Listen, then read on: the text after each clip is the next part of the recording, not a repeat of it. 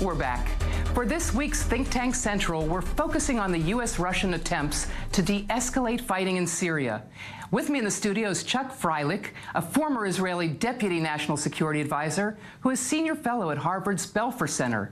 And from Washington, we're delighted to be joined by John Hanna, a longtime U.S. Foreign Policy Advisor who is Senior Counselor at the Foundation for Defense of Democracies. Welcome, gentlemen. Chuck, let's start with you. And do you believe that this agreement will help to end the bloodshed in Syria, or is it merely a tool to consolidate the power of the regime forces and its Iranian allies in Syria? The situation in Syria, unfortunately, isn't going to be resolved anytime for the foreseeable future. This agreement is a reflection of the reality, which is that at the moment and for the foreseeable future, the Syrians and the Syrian regime is going to come out as the winning side here. And that means that the primary players are actually Russia, Iran, Syria, in that order, and then a few others, Turkey, the Kurds, and the U.S. The U.S. is not in the driving seat here. So it's not a question of whether it's going to resolve it. It may help the situation a little bit. The good news from Israel's point of view is that the agreement is supposed to distance Iran and Hezbollah from our border by about 20 kilometers. The bad news is that's all it's supposed to do, is distance them from about 20 kilometers. Well, let's move it over to John, because we want to get back to Israel's concerns about this deal. But, John, you were Vice President Cheney's National Security Advisor. Do you believe that the George W. Bush administration would have been celebrating, hailing this deal as an achievement the way Trump and Tillerson are? Well, I think just based on the past history of these ceasefires, one has got to be incredibly cautious to believe that this is going to hold, much less that it's a great achievement that's going to stabilize the Syrian situation in a way that's consistent with U.S. national interests. I don't think that anybody looking at this situation can believe it's anything at the moment other than a significant victory for Russia, Iran, and Hezbollah against a U.S.-led axis that has been trying to push back against Iranian hegemony in the Middle East. This deal may lead to some humanitarian relief. We can all hope so. We hope it can stabilize the situation along Israel's border with Syria in a way that prevents a major threat to Israel. But the big focus needs to be on what's happening around Raqqa in eastern Syria, where the United States does have some control along that Iraqi border. If the United States wins in Raqqa only to allow the Iranian, Hezbollah, Syrian axis to jump back in and occupy eastern Syria and that Iraqi border, then that Iranian land bridge to the Mediterranean will in effect be guaranteed. And I think you've got an Israel-Iranian clash almost inevitably set up in the future. On that note, let's move it back to Chuck. And Look, the question here isn't if we can. We're not going to achieve all of our objectives here. So the question is, if you take a realistic approach, what can we achieve? I think this is one of those cases where, just like the Iran nuclear deal, it was far from perfect. It's not what we wanted. It's not all of the objectives we set out to achieve. The question is whether you let the good or the decent or the best I can get at the moment get in the way of what you would, of your dream. I think this is a case where what we should be doing, instead of coming out against the U.S., our only real ally in the world, instead of coming out against Russia, which we have a decent, friendly relationship with today, what we should do in a case like this is say, all right, this is something, it's a first step. It doesn't address all of our interests. Now let's build on it. Hopefully it will keep Hezbollah, Iran 20 kilometers from the border. We keep saying, well, we don't trust the Russians to enforce it. Well, if we keep saying that, they won't do it. Now let's hold them to it. Let's work with them to make sure that they do. Let's work with them in the U.S. Netanyahu is working with Putin, and Putin is disregarding him, apparently. Well, no, he isn't. And after Bibi came out with his statement, the Russians backtracked the next day. So I say take a constructive approach to working with your number one ally. Do we really want to get into an argument and match with Trump, like we did with Obama? I think absolutely not. So we work with the two superpowers to try and take this to the next stage. Let me move it back to John, because you said that an Israeli-Iranian clash may be inevitable. What options do you foresee that can prevent such a clash, John? I think it's clearly that the United States look beyond the defeat of ISIS in Raqqa and Mosul to think about what does the long-term geostrategic situation look like between Iraq and Syria. Is the United States going to stay engaged? Is it going to avoid the mistakes of the past where we won military victories only to leave vacuums to be filled by Iran to increase its own power and influence in the region in a way that is threatening not only to Israel, but to most of our Arab allies in the region as well? And I think it's that post-ISIS strategy, particularly what's going to happen in that borderland between Iraq and Syria. What are the politics going to look like? Who's going to control that terrain? What will be the level of United States engagement and influence over that situation? That's the strategy that we've really heard nothing about from the Trump administration to date, and that's the lack of strategy that I think makes a lot of national security analysts quite nervous. Chuck, should Israel become more actively involved?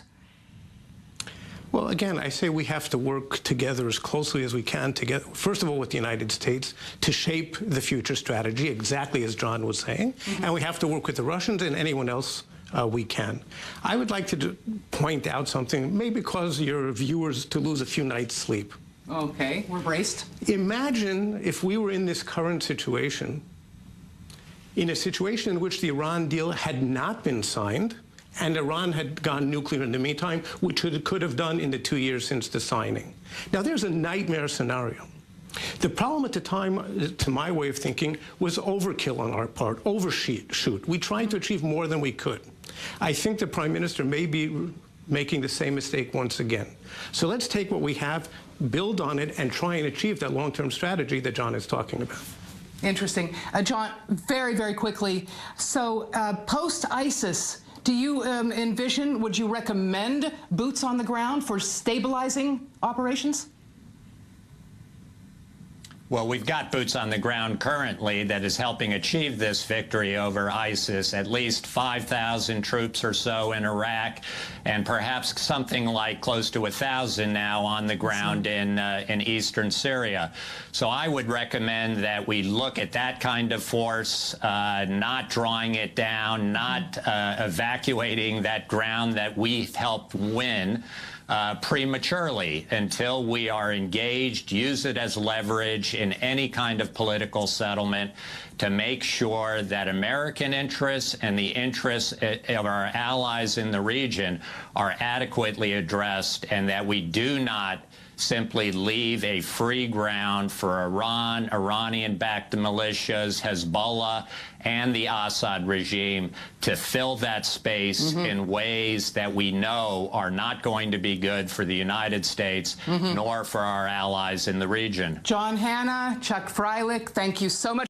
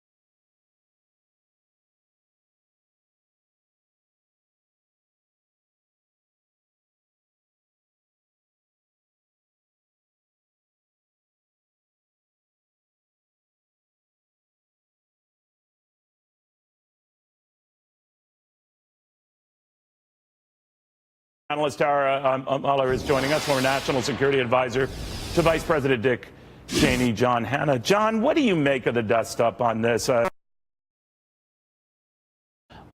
two, but I am saying there is precedent on the part of Democratic and Republican predecessors to handle the Russians different ways. What do you say? I say there are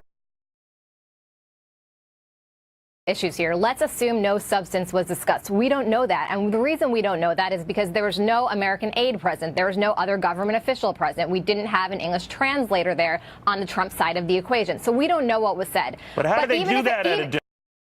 You know, they're only allowed one translator, right? The Japanese one was the one near the president because he was next to the Japanese first lady, I believe, right? Right. But even if it was benign and even if nothing of importance was discussed, I think it still raises problems. There's a reason that this is getting extra scrutiny. I agree. There are probably other issues that are more important that we should be focused on. But there's a reason.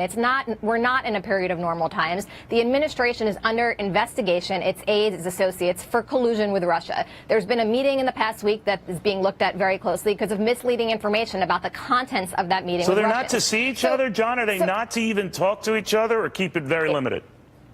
No, I think it's good that the leaders of the two greatest nuclear powers on Earth are able to establish a line of communication and be able to talk to each other. But, you know, you want that done. There's a reason for process, Neil. It's good practice to have another American there to at least we hope the president has down-briefed this well to his staff. They know what was discussed, what was agreed. They can follow up on things. We don't know that. We don't know that, and we don't know it. Okay. We need to find out more. Guys, I want to thank you both very, very much. I just also wanted to indicate there that we gave you both sides of this story, right? I did not find that other side in the coverage that we were getting from the networks and certainly in the press today. That, by the way, is what I think a news organization should do. We're not sort of patting ourselves here. We're just saying, or there is another side to this. There's the good and the bad, the sinister, maybe the not so sinister, or maybe this was just a dinner and they were comparing the quality of the fish. All I'm saying is get it all out there. And then, for God's sake, shut up. We'll have more to this.